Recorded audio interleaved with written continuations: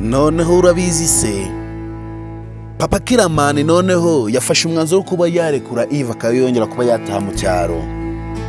Papa Killaman yabonye ko ibintu byose ari kuruhira n'ubundi ari iby'isi, aravuga n'ubundi reka ndeke umwana w'abandi atahe, nihagira ikintu cyamvugaho azakivuge, n'ubundi isi ntabwo irangirira ku bantu babiri gusa. Papa Killaman yahise afata umwanzuro wo kuba yareka Yves akaba yongera kuba yasubira iwabo mu cyaro. Papa Killaman nk'umuntu w'umugabo abonye n'ubundi kuma guhemukira umwana w'abandi atari ibintu birimo inyungu. Papa Killaman nk'umuntu w'umugabo aratekereje, yumva ko n'ubundi kuguma guhemukira Yves n'ubundi atari kubaha ibyo bashaka, abona n'ubundi yaba ari kuruhira ubusa. Papa Killaman ahise afata umwanzuro wo kuba yafata Yves akaba yongera kuba yamwohereza iwabo mu cyaro. Ese guys, ubu ngubu tuvugana Papa Killaman yaba akemuye ibibazo byose yari afite, cyangwa se n'ubundi arongeye arabitangishije ibibazo byose yiteje? Ese Papa Killaman ko twari tuzi ko ibibazo byose n'ubundi yari afite biterwa na Yves, kandi tukaba tuzi ko ibibazo byose Papa Killaman yagize Niyori akigera mu mujyi, tukaba tuzi ko ari Yves n'ubundi wabitangije. Ese Papa Killaman kurekuza Yves akaba yataha yaba ahisemo nabi cyangwa se ahisemo neza? Ese kuba arekuye Yves akaba agiye kongera kuba yataha afashe umwanzuro muzima? Guys, mwayi ikaze hano kuri Venke Empire. Murabizi ko ingara nyine kugeza ubenzinze ubwenge za filime yacu Ibanga. Niba rugambiriza hano kuri Venke Empire, mwayi ikaze. Ndagusaba kugira ngo ube wakora subscribe kugira ngo tujye dukomeza tugendana mu bindi bikorwa byose tuba tukageza umunsi ku munsi. Ese guys, wowe uratekereza ko ubu ngubu tuvugana Papa Killaman ikintu cyakoze ari cyanya cyo kuba yarekura Niyori, cyo kuba yareka Yves akaba yongera kuba yajya hanze ku isi kwidegemza? Ese muratekereza ko nibarakura Yves akagera hanze we aricara akarebera abona abantu babashimuse bakidegemza? Ese Yves we uratekereza ko aricara akarebera atarebye n'ikintu baba barashimutiye Niyori na Nyambo ndetse nabo bakageraho bamushimuta? Ese uratekereza ko Yves yagera ku isi akicara adashatse impamvu baba baramushimutiye hariya Niyori? Guys, turabizi ko Yves nubwo agera hakigira akaji, turabizi ko Yves nubwo agera hakigira umuntu utafite ubwenge, turabizi ko Yves ubwenge bwa bufite, turabizi ko Yves buri kimwe cyose agikora akagishyira mu bwenge. Ese uratekereza ko ngubu tuvugana Yves agiye guhita afata uwuhe mwanzuro? Ese uratekereza ko Yves agiye guhita yicara ahantu hamwe agatuza? Guys, turabizi ko Yves ubu ngubu ikintu kigiye guhita kimuraza iciga ni uguhita atekereza, ese abantu babashimuse babazizaga iki? Ese ko tuzi ko Niyori nta n'umuntu n'umwe bagirana ikibazo kuri iyi si, tukaba tuzi ko Niyori nta n'umuntu n'umwe yigeze kuba yahemukira wenda ngo baramushimuse kubera yabahemutiye. Ese Yves murabona we yatangira gutekereza iki? Ese Niyori yaba ari umujura? Ese Niyori yaba ari umugizi wa nabi? Ese Niyori yaba afite bene wabo wenda hakaba hari uwo mwene wabo wambuye Papa Killaman akaba ariyo mpamvu bashimuse Niyori kugira ngo bishyuze? Ese uratekereza ko Yves we ibitekerezo aragira ari ibihe?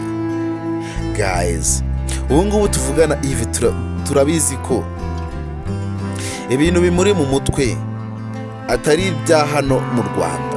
Turabizi ko Yves ibitekerezo byafite ari byinshi. Ese uratekereza niba Yves we namara kuvumbura ko mama Niyori atari Niyori gusa yabyaye ahubwo hari undi mwana afite? Ese uratekereza ko Yves we azicara akarebera? ese wowe uratekereza ko noneho Yves namara kuvumbura ko Killaman we ari murumuna wa Niyori, ese uratekereza ko Yves we azicara akareba ibintu biri kuba akabireka? Guys, turabizi ko Yves ari incakura, turabizi ko Yves nubwo bamushimuse, ndetse turabizi ko Yves nubwo yakoze ubugoryi bwinshi bwo gushimuta Niyori, turabizi ko azi ubwenge. Ese papa Killaman none uratekereza ko kuba agiye kurekuza Yves atihemukiye noneho byadanje? Ese uratekereza no atagiye kwiraburiza? Turabizi ko papa Killaman nubwo bintu byose abikoreshejwe n'umuryango we, nubwo papa Killaman bino bintu byose abikoze kugira ngo umuryango we wagira umutekano, turabizi ko nguno no kuba yafata icyemezo cyo kuba yarekura Yves akaba yajya hanze, turabizi ko none umuryango ugiye guhangayika kurushaho. Turabizi ko papa Killaman nubwo yafashe icyemezo cy'umugabo, ariko turabizi ko kino cyemezo hari igihe kizagera akumva yisubiraho. Ese uratekereza ko ngubu tuvugana papa Killaman, uratekereza azagera akicuza kino cyemezo afashe? Guys, ubu ngubu tuvugana papa Killaman yatangiye kuba yaba umuntu usanzwe. Papa Killaman by'ubwo yatangiye kuba yabishira hasi agatangira kuba yirebaho. Papa Killaman yatangiye kuba yafata imyanzuro zo kuba nawe yicara ahantu hamwe akitekereza nk'umuntu w'umugabo, akareba kure nk'umuntu wavuye kure koko. Ese papa Killaman uratekereza ko ngubu tuvugana agifite ubwoba kuba yabura Killaman bya nyabyo? Guys, rero niba uri umunyamuryango filime yacu Ibanga nkwaye ikaze, kandi ndagusaba kugira ngo niba ukunda Ibanga ndetse ukabona washaka kuba ugira uruhare kuri filime yacu Ibanga, turabizi ko ngubu tuvugana Niyori we ibibazo nawe bitangiye kuba byamugeraho. Niyori wari uzi ko Yves yamuzanye i Kigali kuba yamushakira akazi, atarazi ko Yves yanamushimuze kugira ngo amukure mu cyaro abe yamuhungisha ngo atongera kuba yabona Nyambo. Niyori arabimenye. Ese uratekereza ko Niyori umunsi umwe azahura na Yves? Uratekereza ko Yves hari ibisubizo afitiye Niyori byo kuba yamuhereza? Ese uratekereza Yves we nagera muri Gasharo uratekereza ibisubizo byo azatanga ari ibihe? Guys, Yves ubu ngubu tuvugana we ntagazi ishano yikururiye. Ubu ngubu tuvugana Yves ntagazi ibibazo yishizemo. Yves wafataga ibintu nk'ibisanzwe, ntagazi ikintu yakoze kigiye gutuma noneho abantu bose bo muri Gasharo bitandukanye nawe kongera kuba bamwumva. Yashimuse Niyori, atuma na Nyambo bamushimuta, nawe ubwe baramushimuta. Ese uratekereza noneho Yves atagiye kubura byose nk'ingatimene? Guys, ubu ngubu tuvugana ibibazo biri ahantu hose. Mama Killaman ndetse na Killaman nabo ntago bazi ibyo papa we amaze iminsi ahugiyemo. Mama Killaman ndetse na Mama Killaman ndetse na Killaman ubwe bazi ko ise amaze iminsi ari mu kazi kenshi. Ariko se uratekereza ko Mama Killaman we bino bintu byose namara kubyumva bikamugera mu mutwe? Uratekereza ko Mama Killaman tuzasarira rimwe? Ese uratekereza Mama Killaman namara kumva bino bintu byose ko papa Killaman yarashimuse abantu akabafungirana? Ese uratekereza Mama Killaman we azabyitwara mute? Ese uratekereza Mama Killaman namara kumva ko umugabo we yarashimuse abantu, uratekereza ibibazo byazamubaza azabisubiza? Ese papa Killaman uratekereza hari ibisubizo afite umugore byo azamuha kuri abo bantu yarashimuse? Guys, ubu ngubu tuvugana turabizi ko umuryango ugiye kujya mu byago noneho birenze ibyo bwari gurimo. Turabizi ko umuryango wa Killaman noneho ugiye kujya mu bindi byago birenze ibyo wari ufite. turabizi ko ngubu tuvugana mama Killaman ntago azi ikijyambere. Ese uratekereza ko namara kumenya ukuri kose kuri iyo nyuma y'ibi bintu byose papa Killaman amaze iminsi akora, ese uratekereza mama Killaman we no kwiyahura bitazazamo? Guys, turabizi ko mama Killaman agira umutima woroshe. Turabizi ko mama Killaman adakunda kwihanganira ibibazo bimurenze. Turabizi ko mama Killaman abashaka kugira ngo ahungire ibibazo kure kugira ngo hatagira ikimukomeretsa umutima. Ese uratekereza noneho iki kibazo cyo namara kucyumva kumva ko Killaman atari we wamwibyariye mu nda bya nyabyo, ese uratekereza ko mama Killaman we azakora iki? Ese uratekereza mama Killaman ibibazo bye byose yari afite bitazahita bimurangira na burundu? Ese uratekereza noneho mama Killaman azongera kubaho yishimye mu buzima bwe namara kumva ko Killaman atari umuhungu we, atari we wamwibyariye mu nda? Guys, rero niba ugeze hano kuri Venke Empire nkwaye ikaze, kandi icyo ngusaba ni ugukurikirana ibikorwa byose mande kugezaho umunsi ku munsi. Icyo ngusaba ni ukuba wakora subscribe, ubundi tugakomeza tukagenda mu bikorwa byose mande kugezaho umunsi ku munsi. Ikindi ngusaba ni ukuba watanga ibitekerezo byawe ubundi ukambwira ukuntu wiyumva. Ese guys, kwigarukiye mu cyari wacu, ese ujya utekereza Gahima ko atazicuza impamvu yataye umugore we Jojo akajya gusanga ishano Dete? Guys, turabizi ko ngubu tuvugana Dete yamaze kuba yamwereka isura ye ya nyayo. Dete yamaze kuba yagarura isura ya nyayo yo mu buzima busanzwe. Dete Gahima yikururiye ntago azi ikigiye kumubaho. Ubu ngubu tuvugana Dete ntago wamenya ikintu cyagiye gukorera Gahima. Gahima twafataga nk'umuntu w'umugabo. Gahima twafatiragaho imyanzuro mbere hose. Gahima twafataga nk'umugabo w'icyitegererezo muri Gasharo. Ubu ngubu tuvugana agiye kumungana ku gasozi. Gahima ubu ngubu tuvugana Dete atangiye kuba yamuyoboresha inkoni y'icyuma. Dete atangiye kuba yavuga ijambo Gahima agatangira agatitira. Ese guys, uratekereza noneho Gahima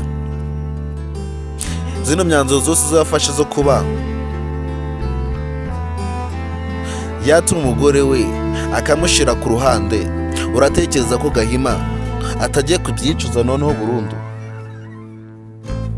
Gahima turabizi ko yataye Jojo amututse ndetse amwiheneyeho cyane ku buryo no kugira nawe agaruke mu rugo bizamuvuna. Gahima turabizi ko uburyo yasezeyeho Jojo atari ibindi bya hano by'u Rwanda. Ese ko Dete twamaze kubona ko atangiye kuba yamuyobora bya nyabyo, akamuyoboza noneho igitugu cya danje. Ese urabona noneho Gahima ataraza kwisubiraho? Ese Gahima utangiye kuba wagurisha amasambu ngo babone kuba barya? Ese uratekereza ko Gahima ibintu byose byari kuba yakorera Dete, ese uratekereza umunsi umwe atazabyicuza? Guys, murabizi ko ubu ngubu tuvugana Dete ibyo kuba yabebeza Gahima yamaze kuba yabivamo. Dete ibyo kuba yiyerurutsa kuri Gahima akamwereka isura nzima yamaze kuba yabishyira ku ruhande. Dete ubu ngubu tuvugana asigaye ahagarara imbere ya Gahima akamuvugisha inane na rimwe. Dete asigaye afata Gahima nk'aho ari akantu kari aho ngaho. Ese uratekereza noneho Gahima yatangiye kubona ingaruka zo kuba yata umugore we akaba yajya gushaka ihabara ku ruhande? Ese uratekereza ko Gahima izi myanzuro zose zafashe zo kuba yata umugore we akajya gusanga Dete, uratekereza ko bino bintu byose bitagiye kumukoraho? Guys, turabizi ko Gahima nubwo yataye Jojo turabizi ko akimufuhira, nubwo Gahima yataye Jojo turabizi ko akimufite ku mutima, nubwo Gahima yataye Jojo turabizi ko buri kimwe cyose akoze amushiramo. Ese uratekereza bihagije ku buryo wata umugore we? Ese uratekereza ko yataye umugore we atari ikintu none azicuza mu buzima bwe bwose? Ese uratekereza ko Gahima imyanzuro zo afashe zo kuba yata Jojo akamuta wenyine, uratekereza bino bintu bitazamutwara igihe kinini kugira ngo abe yongera kuba yagaruka mu mutima wa Jojo, noneho byanyabyo Jojo ku buryo yamwizera? Guys, Jojo turabizi ko ngubu abayeho neza. Jojo kuba adafite Gahima turabizi ko ngubu abayeho yishimye, ariko ntago tubizi uburyo noneho Jojo azabona Gahima atungutse ku gipangu ngo agiye kwinjira ngo yongere agaruke mu rugo. Ntago tuzi uburyo Jojo azabyakira. Guys, namwe mukunda Ibanga, mukurikirana filime yacu Ibanga, murabizi ko ubu ngubu tuvugana Jojo nawe ntago tuzi imyanzuro zafatira Gahima. Rero niba ukurikirana ibikorwa byose bya filime yacu Ibanga ndetse ukabona akunda filime yacu Ibanga bya nyabyo, muhaye ikaze. Icyo ngusaba ni ukutabara kuri bene sentari yose filime yacu Ibanga umunsi ku munsi. Rero ubu ngubu tuvugana Jojo arishimye. Ese Gahima we yaba yishimye? Ese uratekereza ko ngubu tuvugana noneho Tereza we namara kwakira amakuru ko umuntu uri washimuse umwana we ari Yves, ese uratekereza ko noneho Yves azongera kuba yagaruka mu cyaro? Ese uratekereza ko Tereza namara kumva amakuru ko umuntu uri washimuse umuhungu we ari Yves ndetse nawe akamushimuta agatuma noneho Papa Killaman nawe amushimuta, ese uratekereza ko Yves hari ijambo azongera kuba yongera kuba yagira inaha mu cyaro? Guys, ubu ngubu tuvugana ntago tuzi uburyo Yves azakirwa umunsi umwe azaba ageze mu cyaro. Ntago tuzi uburyo Yves azakirwa umunsi bazaba bamurekuje akaba yongera kuba yataha mu cyaro. Ubu ngubu tuvugana Yves, Niyori ndetse na Nyambo baramurakariye byatanje. Niyori ndetse na Nyambo Yves bamufitiye inzika yadanje ku buryo Yves noneho kugira ngo yongere kuba yagira ikintu yongera kuba yabakorera ari ibintu bizongera kuba byava kure. Yves kugira ngo azongere agarure icyizere mu mutima wa Nyambo, turabizi ko atari ibintu bya hano hafi. Turabizi ko Yves bizahita bimufata igihe kinini kugira ngo yongere kuba yagarura icyizere kuri Nyambo. Guys, rero niba ukunda Ibanga ndetse ukabona kurikirana ibikorwa byose bya filime yacu Ibanga ndetse ukabona ashaka kugira ngo ugire uruhare kuri filime yacu Ibanga, icyo ngusaba ni ukuba warabaye umunyamuryango, ukora subscribe hano kuri Empire kugira ngo ujye ubonera ibikorwa byose ku gihe. Rero guys, nagutindiye ndagusaba kugira ngo ube umunyamuryango wuzuye ndetse unakurikirana ibikorwa byose muri kugeza umunsi ku munsi. Rero kanze kwiganirire gatoya kuri filime yacu Ibanga niba ukurikirana Ibanga ndetse niba unayikunda bya nyabyo. Ese waba wifuza kuba wagira uruhare kuri filime yacu Ibanga? Ese waba wifuza kugira ngo nawe ube wa munyamuryango wuzuye kuri filime yacu Ibanga ndetse no kuri Miss Nyambo? Igisabwa ni iki? Ni ukuba warakoze subscribe kuri Miss Nyambo ndetse ukaba warakoze subscribe hano kuri Empire ndetse ukabona atanga ibitekerezo kuri benefits yose ya filime yacu Ibanga ndetse no kuri episode yose ya filime yacu Ibanga kugira ngo ube wagira uruhare rwuzuye mu bikorwa byose tuba turi kugeza umunsi ku munsi. Ese ntukunda Ibanga? Waba wifuza kugira ngo Gahima yongere kuba yagaruka mu rugo, abe yongera kuba yagira impuhwe, ababarirwe, abe yongera kuba yaba umugabo mu rugo?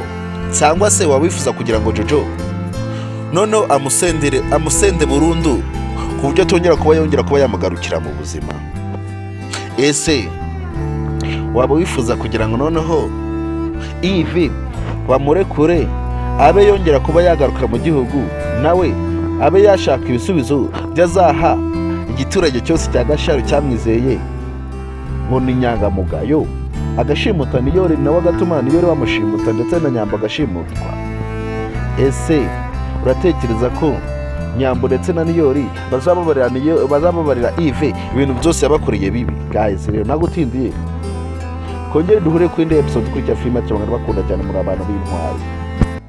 Nitwa Niyonsenga Venke, nkorera kuri YouTube channel yitwa Venke Empire. Icyo mbasaba ni ubufasha, kandi umuntu utanze ubufasha nta n'ikintu kimwe abahonze. Niba uri umuntu mukuru ndetse ukabona ashaka gufasha rubanda rugufi, ukaba wifuza ko buri muntu wese yatera imbere ndetse akagira ikintu ageraho, icyo ngusaba ni ubufasha butoya cyane.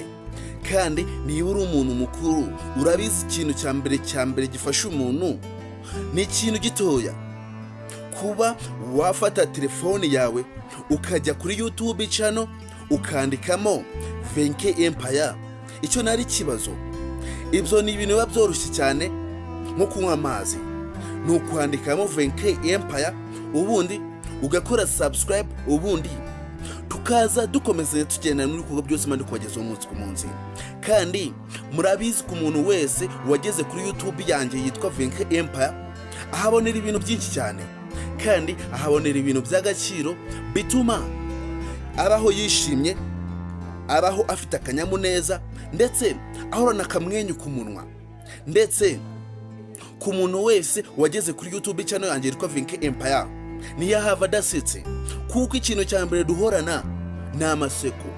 Kandi nawe nimba ushaka kuba umusetsi ndetse ukabona wifuza kuba wahorana ibyishimo, icyo ngusaba ni ukujya kuri YouTube channel yitwa Venke Empire. Rero niba uri umunyamuryango ukaba wifuza kuhora useka ndetse ukaba wifuza kugira ngo ujye uhorana akanyamuneza, ndagusaba kugira ngo ukurikirane Venke Empire. Ese guys, ubona ibikorwa byose mari kubagezaho umunsi ku munsi biboneye? Ese uba wifuza kugira ngo nawe ube wagira agaciro kuri YouTube channel yacu? Niba uri umunyamuryango rero ukaba ushaka kuba umunyamuryango wa Venke Empire by'umwihariko, ndagusaba kugira ngo unyarukireyo ukore subscribe kugira ngo tugendane kandi tugendane neza mu mahoro. Iyi ni wari uzi ko yari yerekeranye ku muntu waba wifuza kuba yatanga inkunga ku bantu hatishoboye. Icya mbere, inkunga yawe aba ari y'agaciro, kandi inkunga yawe tuyakiriza amaboko abiri. Kandi ku muntu wese uba wifuza kugira ngo agire agaciro mu isi ni ukuba watanga inkunga. Kandi niba uzi neza ko utunze ibya mirenge ukaba utarekura ikintu cya mbere kibaho kitari cy'agaciro cya mbere, kuba wafata phone yawe gusa ukerekeza kuri YouTube, ubundi wahagera ukandikamo ijambo Venke Empire. Ni ibintu byoroshye cyane, warangiza ugakora subscribe, ubundi tugakomezanya tukagendana mu bikorwa byose nshaka kuba nabagezaho muri zino minsi. Muri iyi minsi ngiye gutangira filime yitwa Ubuzima bwanjye. Ubuzima bwanjye n'ubwanjye si ubwanyu. Rero icyo mbasaba namwe ni ukugira ngo iyo filime tuyikomezanye turi abantu benshi, kugira ngo buri muntu wese amenye ubuzima bwe, amenye igarukiro, ndetse amenye aho atagomba kurenga mu buzima bw'undi, amenye n'aho agomba kuba yagarukira mu buzima bw'undi. Ndetse ubuzima bwawe ube wabuyobora uko ubushaka, kuko ubuzima ni ubwawe. Iyi ni wari uzi ko.